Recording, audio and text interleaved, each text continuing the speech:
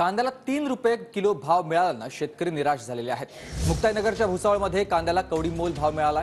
अवकाळीचा फटका, त्यात कवडीमोल भावानं शेतकरी सध्या हवालदिल झाले। लागवडीचा खर्चही न निघाल्यानं शेतकरी चिंतेत आहेत। या सगळ्याचा आढावा घेतलाय माझ्या सहकाऱ्यानं। शेतकऱ्यांच्या डोळ्यात पाणी अशी स्थिती या ठिकाणी निर्माण झालेली आहे।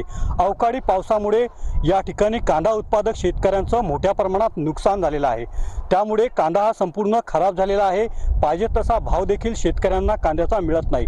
त्यामुळे एकंदरीत शेतकरी प्रचंड हवालदिल झालेला आहे। आपण पाहू शकता मुक्ताईनगर परिसरात मोठ्या प्रमाणात शेतकऱ्यांनी कांदा लावलेला होता। हा कांदा जो आहे हा संपूर्ण खराब झालेला आहे। या ठिकाणी पाहिजे तसं देखील उत्पन्न या कांद्याचं यावर्षीचं आलेलं नाही। त्यामुळे एकंदरीत कशा प्रकारे शेतकरी हवालदिल असेल। मोठ्या प्रमाणात कांद्याची लागवड या ठिकाणी फेकून दिलेला आहे। संपूर्ण कांदा खराब झाल्यामुळे लावलेला खर्च देखील या ठिकाणी शेतकऱ्यांचा निघालेला नाही।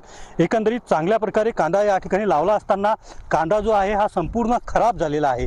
त्यामुळे शेतकऱ्याचं उत्पन्न या ठिकाणी मोठ्या प्रमाणात घेण्याचा हेतू शेतकऱ्यांचा असला तरी मात्र भाव नसल्यामुळे किंवा अवकाळी पावसाचा फटका शेतकऱ्यांना बसल्यामुळे कांदा उत्पादक शेतकरी हवालदिल झालेला आहे।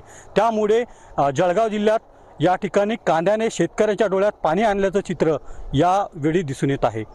कृषी विभागाने मदत करण्याची मागणी शेतकरी वर्गाकडून केली जात आहे। रवी गोरे, TV9 मराठी, मुक्ताईनगर, जळगाव।